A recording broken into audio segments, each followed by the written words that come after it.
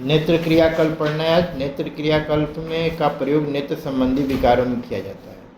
तो नेत्र क्रियाकल्प जैसे पंचकर्म अलग प्रोसेस है और सलाक्या डिपार्टमेंट में क्रियाकल्प जो आता है वह नेत्र से रिलेटेड होता है। उसमें जो जो करते हैं उस प्रोसेस को हम लोग क्या बोलते हैं, नेत्रगत क्रियाकल्प या नेत्र क्रियाकल्प। नेत्र क्रियाकल्प का प्रयोग नेत्र संबंधी विकारों में किया जाता है। इसका प्रयोग नेत्र रोग प्रशमन, दृष्टि प्रसादन, चक्षुष आदि कर्मों हेतु किया जाता है। यह कल्प रोग की अवस्था, स्थान, काल, रोग की तीव्रता पर निर्भर करता है कि हम कौन सा फॉलो करेंगे। उसमें आश्योतन भी है, तर्पण भी है, कई सारी चीज़ें हैं। तो दोषों की सामावस्था और पक्यावस्था या निरामावस्था के आधार पर नेत्र क्रियाकल्प को दो वर्गों में विभाजित करते हैं।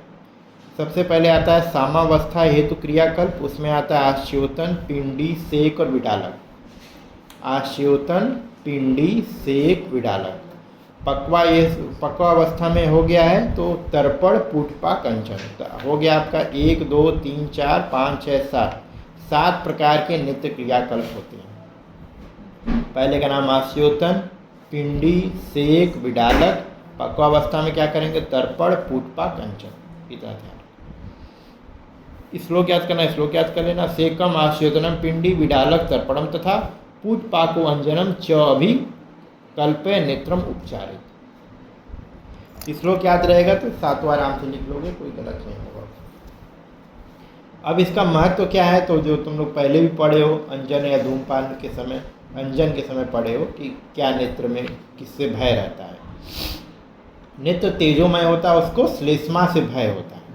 इसलिए अंजन आदि श्लेष्महर कर्मों के द्वारा नेत्र का प्रसादन करना चाहिए। चक्षुष तेजोमय तस्यम विशेषा श्लेष्मो तो भयम तथा श्लेष्महरम कर्मम हितम दृष्टि प्रसादनम। जिस प्रकार मलिन स्वर्ण आदि धातुओं एवं विविध प्रकार के रत्न आदि का तैल, वस्त्र, केश आदि से धावन शोधन करने से निर्मल हो जाता है, उसी प्रकार जैसे उसकी चमक बढ़ जाती है, उसी प्रकार अंजन, आश्योतन आदि नेत्र कल्पों से नेत्र का शोधन होकर के नेत्र इस प्रकार शुद्ध हो जाता है कि जैसे निर्मल आकाश में चंद्रमा। ये उपमा चरक संहिता में तुम लोग पढ़े हो, वही दिया है। ठीक, निर्मले नभ सी इंदुवत। इंदु किसका पर्याय है, चंद्रमा। अब आता है आश्योतन। सबसे पहला हम लोग पढ़ेंगे आश्योतन क्या होता है। सामावस्था में किया जाने वाला पहला क्रियाकल्प क्या है, आश्योतन। आश्योतन सभी नेत्र रोगों के लिए प्रथम या प्रधान उपक्रम माना जाता है। यह आश्योतन अनेक द्रव्यों के संयोग से बनाया जाता है। नेत्र रोग, अश्रु, नेत्र घर्षम, नेत्र रुकह, नेत्रदाह, तोद, भेद, पाक, शोक और कंडू को नष्ट करता है। ठीक, प्रयोग कैसे करेंगे। आश्योतन प्रक्रिया में औषधियों का एक कल्क बना लीजिए, चटनी जैसा बना लीजिए, उसको एक कपड़े में पकड़ लीजिए और आँखों में बूंद बूंद करके उसको निचोड़ते हुए उसमें आँखों में डालते जाइए। ठीक, इसमें द्रव्य औषधि को मैंने लिक्विड फॉर्म में जो औषधि बनेगी उसमें क्या करेंगे, बूंद बूंद करके हम गिराते जाएंगे। निवात स्थान में रोगी को द्रोड़ी अथवा मृदु बिस्तर पर उत्तान शयन कराकर उसके नेत्रों को साफ करें। नेत्र के अपांग यानी कान की तरफ से, कनीनक और अपांग दोष होता है ना, तो कान की तरफ से पात्र को पकड़ करके वाम हस्त से मतलब बाएं हाथ से नेत्र को खोल दीजिए और दाहिने हाथ से गिराइए धीरे धीरे। अतः दक्षिण हस्त से पकड़ी हुई सुक्ति, सुक्ति मतलब सीप में ले लीजिए, वस्त्र में पकड़ लीजिए, उसको पोटली बना के या कोई पिचू बना लीजिए या इससे या वर्ती बना लीजिए। उससे क्या करिए, 10, 12 या 8 बिंदु की औषधि को ठीक कनिनिका यानी नासा की तरफ से गिराइए, अपांग की तरफ चला जाए। ठीक, यहाँ गिराओगे अपने आप इधर से गिरता जाएगा, वो प्रक्षालन करता चला जाएगा। 2 अंगुल ऊंचाई से गिराइए, बहुत ऊंचाई से गिराओगे तो आंखों में चोट लग सकती है, तो 2 अंगुल की ऊंचाई से आप गिराइएगा। आश्योतन करने के बाद नेत्र को मृदु वस्त्र से साफ कर देना चाहिए। वात कफ जन्य विकारों में अन्य वस्त्र को उष्णोदक में डुबा करके स्वेदन भी कर सकते हैं। ठीक, गर्म लेकर के स्वेदन ऊपर से कर दें पश्चात करने के लिए। वात कफ जन्य विकारों में आश्योतन और औषध द्रव्यों को भी पोषण जल के मतलब गुनगुना करके ही डालिए। सभी में तो गुनगुना ही करना है।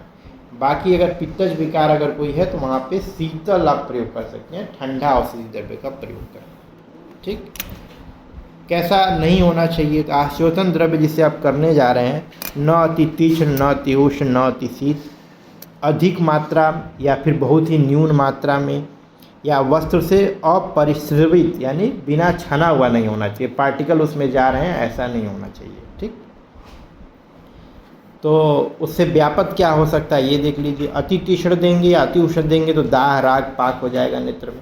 अति शीत देंगे तो नेत्र में स्तंभ हो जाएगा, अश्रुस्राव होने लगेगा। अति मात्रा में दे देंगे तो क्या होगा, पलकों में रुक्षता आएगी, संकोच होगा, स्फुरणम होगा, उन्मीलन, प्रवात, असहत्व, घर्ष की उत्पत्ति होगी। ठीक। न्यून मात्रा में करेंगे तो रोग शांता नहीं होगा, कम डोज में दिए हो विकार बढ़ जाएगा। अति परिशुद्ध दोगे तो अश्रुस्राव होगा क्योंकि वो फॉरेन पार्टिकल की तरह उसमें जाएगा, घर्ष और वेदना ये सब उत्पन्न होगा। आश्चोतन के भेद क्या होते हैं ये आपको याद करना है। 3 प्रकार का होता है, स्नेहन, रोपण और लेखन। स्नेहन, रोपण और लेखन। तो स्नेहन कहाँ होगा, जहाँ जहाँ वात होगा वहाँ स्नेह चाहिए, जाहिर सी बात है। मात्रा 10 बिंदु है। जहाँ रोपण करना होगा वहाँ पित्तज और रक्तज नेत्र रोग होगा तो वहाँ रोपण करेंगे आप, रोपण आश्चोतन यूज करेंगे, 12 बिंदु उसका प्रयोग करेंगे। लेखन अगर रहा तो क्या होगा, कफज नेत्र रोग में प्रयोग करेंगे, कफ का लेखन करना है, 7 या 8 बिंदु। ठीक। उसी तरह से टाइम भी देख लो, अपराह्न, मध्याह्न और पूर्वाह्न, जब जिसका काल है उस समय उसका प्रयोग करो। बाकी फिर आश्चोतन द्रव्य क्या हो सकते हैं, तो वातज में तिक्त और स्निग्ध, पित्तज में मधुर और शीतल, कफज में क्या होगा, तिक्त, उष्ण और रुच प्रयोग करना। आश्चोतन का प्रयोग काल क्या होता है, आश्चोतन का प्रयोग रात्रि में कभी भी नहीं करना चाहिए क्योंकि यह अकाल या अप्रशस्त काल है, तो रात्रि में प्रयोग न करें। इसी प्रकार संपूर्ण दिन में कभी भी अथवा नेत्र में वेदना हो तब इसका प्रयोग करें। सभी प्रकार के आश्चोतन का मिनिमम वाक मात्रा जो है वो 100 वाक मात्रा बताएगी, इसको याद रखिएगा हमेशा। आश्चोतन की मात्रा क्या है, 100 वाक मात्रा। आश्चोतन का प्रभाव क्या होगा, वातादि दोषजनक औषधियों के क्वाथ अथवा स्वरस द्वारा दिया गया आश्चोतन अपने ओज या शक्ति से न अति प्रबल या अल्प रोगों को नष्ट कर देता है तथा सेक उससे बलवान होने के कारण वृद्ध दोष युक्त प्रबल या बलतर रोगों को अपने में से शक्ति को नष्ट कर देते हैं। आश्चोतन द्वारा नेत्र में डाली गई औषध नेत्र कोष की संधियों, सिराओं, श्रृंगाटक मर्म, नासा, मुख के स्रोतसों में जाकर ऊपर की ओर प्रवृत्त होकर मलों को नीचे की ओर प्रवृत्त करता है। ये कारमुक्ता है, इसको पढ़ लो। फिर आता है रोगानुसार आश्चोतन द्रव्य क्या होगा, वात अभिसंधि हर है अगर तो बिलवादि, पंचमूल, बृहति, एरंड, सिगरू के उष्ण जल से या गोष्ण मतलब समशीतोष्ण जो होता है से क्वाथ से आश्चोतन करें। वात, पित्त, रक्त जन्य अभिसंध नाशक है तो नींब, अगर अभिसंध वातज पित्तज रक्तज है तो नींब पत्र और लोध पत्र से नेत्र का प्रक्षालन कर दिए, मतलब आश्चोतन करिए। सर अभिसंध, सभी प्रकार का अभिसंध, त्रिफला से आप नेत्र का आश्चोतन कर सकते हैं। रक्त पित्त वात जन्य नेत्र पीड़ा है तो स्त्री स्तन्य के लिए भी दिया गया है, इसको याद करना। स्त्री स्तन्य से आश्चोतन करने को बोला गया है। रक्त पित्त वात जन्य नेत्र पीड़ा, वातज है तो क्षीर सर्पी या घृत से स्नेह से कर दीजिए। फिर आता है तर्पण। तर्पण जो आता है उसमें क्या होता है, नेत्र की पुष्टि एवं तृप्ति करने हेतु जो क्रियाकल्प किया जाता है उसको हम क्या बोलते हैं, तर्पण। तर्पण योग्य रोग क्या होता है, जिस नेत्र से अंधकार दिखता हो, नेत्र शुष्कता, रुचिता, स्तब्धता, नेत्र का टेढ़ा होना, नेत्र अंदर की ओर धंसा होना, नेत्र का मलिन होना, नेत्र का अनौबंध होना, पश्चिम के बाल गिरे, नेत्र खोलने में कष्ट हो, ये तमाम तरह के रोग जो हो सकते हो तो उसमें तर्पण की योग्य होते हैं। आंखों के सामने अंधेरा होता हो, नेत्र अत्यंत दारुण होता हो, है ना। तर्पण के अयोग्य कौन होगा, राग, अश्रुस्राव, दूषिका, वेदना से रहित नेत्र में तर्पण का प्रयोग करना चाहिए। रागादि उपद्रव के शांत न होने पर तर्पण नहीं करना चाहिए। चिंता, श्रम और भ्रम से पीड़ित हो तो उसमें न करें, दुर्दिन में न करें, अति उष्ण काल में न करें, नस्य में अगर हो गया हो तो, नस्य के अयोग्य है तो वो तर्पण के भी अयोग्य है। फिर आता है तर्पण विधि। आँखों की लालिमा, अश्रुस्राव, अच्छी सूल, सरंभ शांत हो जाने पर, यानी लालिमा जब शांत हो जाए तो दूषित आँख के मल के साफ हो जाने पर सिर एवं शरीर का शोधन करके निवात स्थान में जहाँ बहुत तेज हवा न चल रही हो, साधारण ऋतु में प्रातःकाल अथवा सायंकाल। ठीक, रोगी को उत्तान शयन करा करके यानी पीठ के बल लेटेगा, आप जो है तर्पण कराएंगे। उत्तान शयन किए हुए रोगी के नेत्र कोषों के बाहर मांस के चूर्ण से समरूप से परिमंडल या आलबाल का निर्माण करें। यह परिमंडल 2 अंगुल ऊंची दृढ़ होनी चाहिए। रोगानुसार सिद्ध किए हुए घृत को उस रामबू में पिघलाकर परिमंडल में भर। ठीक, परिमंडल में स्नेह द्रव्य पश्म अग्र यानी जो ये आईब्रोज हैं, ये पश्म होते हैं क्या, आईलेसेस तक डूबे रहने चाहिए। ठीक, और तो कुछ नहीं दिख रहा है खास। फिर है स्नेह भरने के बाद नेत्रों को धीरे धीरे खोलते रहना चाहिए। इस प्रकार धारण करते हुए नेत्र के अधिष्ठान रोगानुसार एवं दोषानुसार मात्रा गिनना चाहिए। तत्पश्चात साधारण काल पूर्ण हो जाने पर अपांग धारण काल जो मात्रा 100 वाक मात्रा पूर्ण हो जाने पर अपांग प्रदेश में यानी इस साइड से आप क्या करिए, छेद कर दीजिए कान की तरफ जो है, वहाँ से धीरे धीरे परिमंडल आधार में द्वार बनाकर छिद्र करके स्नेह को किसी दूसरे पात्र में आप किडनी ट्रे वगैरह में आप कलेक्ट कर सकते हैं। उसके बाद रोगी को धूपमान कराएं और उसको चमकीले आकाश की तरफ बहुत तेज रोशनी में देखने से मना कर दें। ठीक, उपरोक्त विधि से नेत्र में स्नेह पूरण करने से स्नेह वीर्य से प्रेरित कफ को धूमपान अथवा शिरोविरेचन आदि से विशोधित करना चाहिए। ठीक, तो कुल मिला के तर्पण विधि है, ये नेत्रगत के कल्प में आता है। फिर आता है आपका तर्पण की काल मर्यादा, हम क्या रखेंगे। तो काल मर्यादा में तो वर्तम संधि शुक्ल कृष्ण दृष्टि अधिमंत इस प्रकार दिया है, सालाक्या में भी पढ़ना है। तो आप जो है चूँकि सुश्रुत उत्तर तंत्र जो है सालाक्या का मेन बुक मानी जाती है, इसलिए सुश्रुत द्वारा दी गई मात्रा को याद कर लेना। 100 मात्रा, 300 मात्रा, 500 मात्रा, 700, 800, 1000 या 1000 मात्रा। ठीक, फिर दोषानुसार दिया है वातज में 1000 मात्रा, पित्तज में 800 मात्रा, कफज में 600 मात्रा, स्वस्थ वृत्त में 500 मात्रा। ठीक, अब आता है सम्यक लक्षण। सुखपूर्वक निद्रा का आना, समय पर सोकर नेत्र का खुलना, नेत्र में विशुद्धता होना, नेत्र के श्वेत कृष्णादि वर्णों में पटुता होना, नेत्र के विभिन्न वर्णों को पहचानने में पटुता मतलब निपुणता आ जाएगी, निवृत्ति होना, नेत्रगत रोगों का शांत होना, नेत्र के उन्मेष निमेष क्रियाशीलता में लघुता होना, सम्यक तर्पित नेत्र के लक्षण। आँख का भारीपन, मलिनता, अत्यधिक स्निग्धता का होना, अश्रु कंडू होना, नेत्र पर उपदेह प्रतीत होना, ऐसा अगर लग रहा है तो लगेगा कि हाँ अति तर्पण हो गया। हिन में क्या होगा, रुचिता बनी रहेगी, दर्शन का असहत्व होगा, रोग की वृद्धि हो जाएगी, ये सब ठीक है और तो कुछ खास है नहीं। फिर आता है पुटपाक।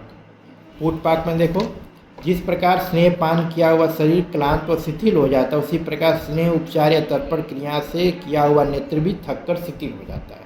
अतः तर्पण के उपरांत दृष्टि के बलाधान हेतु कब करना है, तर्पण के उपरांत दृष्टि में बल का आधान करने हेतु पुटपाक करना चाहिए। जो तर्पण योग्य रोग हैं सभी में किया जा सकता है। ठीक, जब तर्पण का सम्यक योग प्राप्त हो जाए तो उनमें क्या करिए, पुटपाक का प्रयोग करिए। ठीक, पुटपाक जिन अवस्थाओं में तर्पण करते हैं उसी में पुटपाक करते हैं, तो कोई विशेष नहीं है। ठीक है, जिसमें नशे का निषेध है उसमें तर्पण का भी निषेध है, उसी में पुटपाक का भी निषेध है, कुछ खास नहीं। पुटपाक के भेद जो होते हैं उससे हैं लेखन, रोपण। वातज नेत्र रोगों में अत्यंत रुक्ष नेत्र में प्रयोग होता है। लेखन वाले में सिर्फ निश्चित वातज नेत्र रोगों में अत्यधिक स्निग्ध नेत्र विकारों में प्रयोग करेंगे। लेखन पुटपाक कफज में होगा, जाहिर सी बात है। रोपण क्या होगा, जहाँ पे आपका रक्तज या पित्तज रोग होगा वहाँ पे रोपण का प्रयोग होगा। निर्माण कैसे करोगे, तो स्नेह पुटपाक होता है, लेखन पुटपाक होता है और प्रसादन पुटपाक होता है। तो स्नेहन जहाँ पे जो मेद वसा मंजा वसा मांस से बनेगा, मधुर रस वाली औषधियों से बनेगा, उसको स्नेहन बोलेंगे।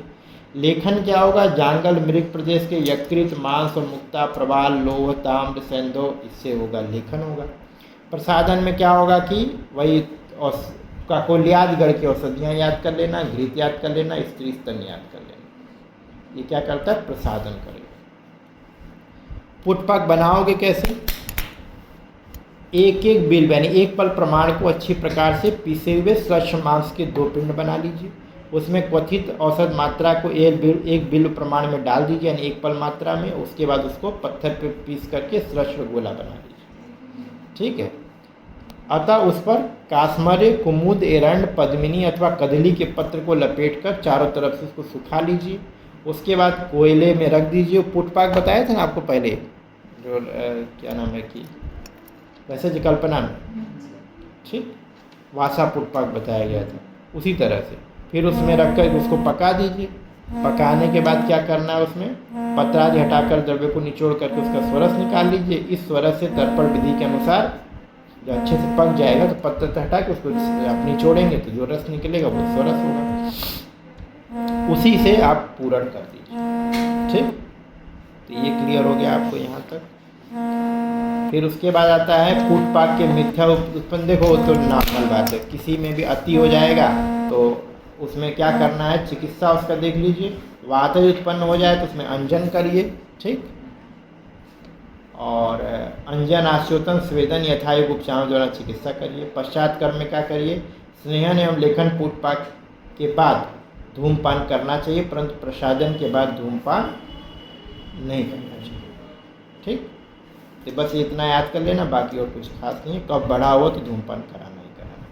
परिहार काल देख लीजिए, जितने दिनों तक तर्पण एवं पुटपाक का प्रयोग करें उससे दुगने समय तक यंत्रणा करनी चाहिए। सामान्य बताया हूँ पहले भी, तो ये सामान्य काल है। उससे दुगने, जितने समय तक आपका कल्प चले उससे दुगने समय तक आप परिहार करिए। 5 दिन चला है तो 10 दिन आप जो है परिहार कर रहे। फिर आता है अंजन। अंजन पढ़े हो तुम लोग। आमावस्था नष्ट होकर दोषों को अपने रूप में व्यक्त हो जाने पर तथा संशोधन द्वारा शुद्ध शरीर वाले पुरुषों के में केवल नेत्र में ही विकार होने पर अंजन का प्रयोग करें, यानी अंजन का प्रयोग नेत्र में रोगों में करना चाहिए। योग्य कौन है, जहाँ मल दोष पक्क लक्षणों में अल्पशोप, अति कंडू, पिछलता और सुरुस्राव, नेत्र राग, घनीभूत दोष ये सब होंगे, वहाँ पे वो अंजन के अयोग्य होंगे।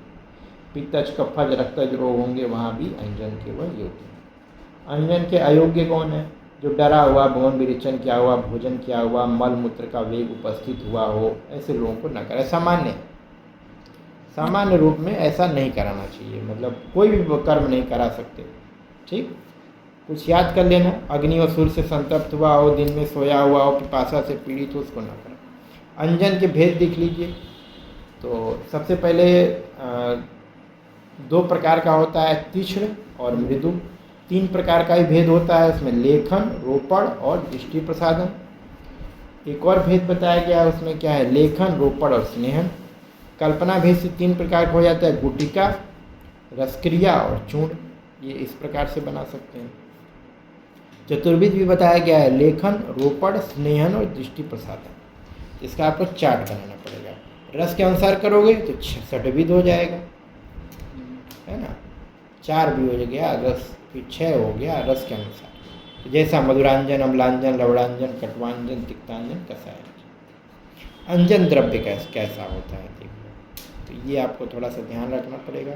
लेखन अंजन क्या होगा, जो मधुर रस लेखन में हितकारी न होने कारण उसे छोड़ करके सभी 5 रस वाले जो होंगे वो लेखन करेंगे, ठीक। वातज, पित्तज, कफ, रक्त से निपातज दोषानुसार आलस से रहित होकर के लेखन अंजन के रूप में प्रयोग करना चाहिए, ठीक। इससे क्या होगा, सिर नेत्र की सिराओं, नेत्रकोश, नेत्रसोतक, श्रृंगाटक मर्म से आश्रित दोष मुख, नासा और नेत्रमार्ग से बाहर निकल जाए। रोपण कैसा होगा, कसाय तिक्त वाला रोपण होगा, ठीक। स्नेहन कैसा होगा, सर्प आदि वसा से स्नेहन होगा। प्रसादन किसमें होगा, मधु द्रव्यों उसके स्नेह से मिश्रित होगा तो प्रसादन बनेगा। प्रत्यंजन, तीक्ष्ण अंजन से अभिसंत आँखों में प्रसादन अंजन लगाना चाहिए। इस अवस्था में प्रयुक्त अंजन प्रत्यंजन कहलाता है, ठीक। फिर आता है अंजन सलाका। अंजन सलाका कैसा रहेगा, अंजन सलाकाओं के वक्त यानी सिरे पुष्प कलिका के समान, यानी जो पुष्प होते हैं उनकी जो कलिकाएं होती है उसके समान, मतलब बहुत शार्प नहीं होना चाहिए और कलाई के समान गोल और मोटे होने चाहिए। यह अंजन सलाका कहलाती है। 8 अंगुल लंबी होनी चाहिए, मध्य में पतली होनी चाहिए, ठीक। अच्छी प्रकार से पकड़ने योग्य होनी चाहिए। ताम्र, अश्म अथवा हस्तिदंत अथवा स्वर्ण आदि से निर्मित सलाका होनी चाहिए। वाग्भट के अनुसार देख लो 5 प्रकार की शलाकाएँ होती हैं, तो स्वर्ण, रजत, ताम्र, लौह और अंगुली। अंगुली से भी लगाते हैं ना, तो वो भी शलाका है। इसमें संख्या याद करो। उंगली का तो नहीं दिया है, बाकी देख लेना। लेखन हेतु ताम्र से निर्मित, रोपण हेतु काल लौह से निर्मित, स्नेहन हेतु स्वर्ण या चांदी से निर्मित, प्रसादन हेतु स्वर्ण या चांदी से निर्मित। ठीक, कैसा होगा? 10 अंगुल लंबी, राजमांस के समान मोटी, चिकनी, मध्य में पतली, अग्रभाग पर मुख यानी मुकुल पुष्प कलिका के समान होनी चाहिए, कलाई के समान गोल होनी चाहिए। कलाई मतलब मटर के समान। अंजन पात्र भी होना चाहिए जिसमें आप काजल रखेंगे। तो देख लो, उसमें कुछ नहीं। मधुर रस है तो स्वर्ण, अम्ल रस है तो रजत, लवण रस है तो मृत्सृंगी, कटु रस है तो वैडूर्य, तिक्त रस है तो कांस्य, कषाय रस है तो ताम्र या लौह, शीतवीर्य है तो नल, प्लक्ष या पद्मक या स्फटिक या शंख में से किसी का निर्मित पात्र। अंजन पात्र दिया हुआ ऐसे जनरल है, तो याद करने की जरूरत नहीं। अब अंजन वर्ती होगा तो उसमें चूंकि वो घिसना भी पड़ेगा, मोटा हो जाएगा ना, तो उसके लिए घर्षण शिला भी रखनी पड़ेगी, पत्थर का टुकड़ा रखना, तो घिस घिस के उसको बनाना है। तो शिला का प्रयोग करना चाहिए, अत्यंत स्वच्छ हो, मध्य में नीची हो, अनुदारणी हो, घिसने पर स्वयं घिसे नहीं, पता चले तुम घिस रहे हैं वो भी घिस रहा है साथ में, तो ऐसा नहीं होना चाहिए। तो ये 5 अंगुल लंबी होनी चाहिए, आयत होनी चाहिए, 3 अंगुल चौड़ी होनी चाहिए। ठीक है। फिर आता है तुम्हारा अंजन का प्रयोज्य मात्रा। तो लेखन के लिए 1 हरेड़ी मात्रा, ठीक, प्रसादन के लिए 1.5 हरेड़ू और रोपण के लिए 2 हरेड़ू मात्रा। यही याद कर लेना गुटिका वाला। ठीक, और बाकी याद करना है को तो चूड़ांजन भी याद हो जाएगा जल्दी। लेखन के लिए 2 शलाका, प्रसादन के लिए 4, रोपण के लिए 3। और तो ये इसको तो छोड़ दो। फिर अंजन का प्रयोग काल न अति शीत न अति उष्ण काल में करिए, आकाश में बादल न होने पर, अत्यधिक वायु न चलने पर करना चाहिए। ठीक, इसका प्रयोग प्रातः का साय दोनों कालों में कर सकते हैं। काजल ही लगाना है जब लगाइए। हेमंत और शिशिर ऋतु में मध्याह्न काल में, ग्रीष्म एवं शरद ऋतु में पूर्वाह्न में और अपराह्न में अंजन का प्रयोग करना चाहिए। वर्षा ऋतु में जब आकाश में बादल न हो तब प्रयोग करें। बसंत ऋतु में जब उष्णता ज़्यादा ना हो तब प्रयोग करें। रात्रि में सोने के समय मध्याह्न में उष्णता से म्लान आँखों में अंजन नहीं लगाना चाहिए, क्योंकि इसमें अंजन लगाने से दोष बढ़ जाते हैं और अच्छी रोग उत्पन्न करेंगे। दिन में 30 अंजन का निषेध है, इससे आँखों में विरेचन होकर दुर्बल हो जाएगी, तो तेज रोशनी पड़ेगा तो आँखों में दिक्कत होगी। इसी वजह से रात्रि काल में इसका प्रयोग करें। अंजन का प्रयोग विधि कैसे करेंगे? रोगी को समतल आसन कुर्सी पर सुखपूर्वक बैठा दीजिए। चिकित्सक अपने बाएं हाथ की अंगुष्ठ से पलक को ऊपर उठाए और शलाका से लगा दे। इसमें कुछ करना नहीं, एक बार पढ़ना। ठीक, बहुत शीघ्रता न करें, बहुत विलम्ब न करें। ठीक है, तिरछी दृष्टि को तिरछा न करें, हाथ को न कपाएं, नेत्र पे बहुत दबाव न डालें। खोल दिए इतना जबरदस्ती खोल रखे, है ना, दबाव न डालें। नेत्र का कोई भाग अंजन से न टच करने का है, वाइट पार्ट को न लगा दें। ठीक है, लगाने गए तो देखो कितना सुंदर चित्र दिया है, ये लगा रही है, लगाते हैं। हाँ अच्छी बात। फिर एक वैद्य जी जो लगा रहे हैं, ये देख लो। फिर क्या है? नेत्र प्रक्षालन। नेत्र प्रक्षालन क्या करना चाहिए? आँख में औषध द्वारा नेत्र छोप निवृत्त हो जाए तब रोग और ऋतु के अनुसार कोष्ण जल से आप नेत्र का प्रक्षालन करें। शीत या कोष्ण जैसी स्थिति हो वैसा करें। ठीक, नेत्र का शोधन कैसे करेंगे, सफाई कैसे करेंगे? दक्षिण हस्त के अंगुष्ठ पर वस्त्र लपेट लीजिए। वस्त्र लपेट करके वाम आँख के ऊपर पलक को पकड़ करके साफ करना चाहिए। ठीक, इसी तरह वाम हस्त के अंगुष्ठ पर लपेट करके दक्षिण की तरफ साफ करना चाहिए। ठीक, प्रत्यंजन पढ़ लेना। दोषों के निकल जाने पर, अश्रुस्राव बंद हो जाने पर, नेत्र से अच्छी प्रकार दिखाई देने पर नेत्र को सम्यक रूप से प्रक्षालित करके वातादि दोषानुसार प्रत्यंजन का प्रयोग करें। दोषानुसार प्रयोग 30 अंजन का प्रयोग करने के बाद रोगी का धूमपान कराना चाहिए। अंजन से उत्पन्न व्यापद एवं चिकित्सा। व्यापद और चिकित्सा तो निम्नलिखित अवस्थाओं में छोड़ करके रोगी में लेखन अंजन का प्रयोग करना चाहिए। जैसे निद्रा क्षय हो गया तो क्या हो जाएगा?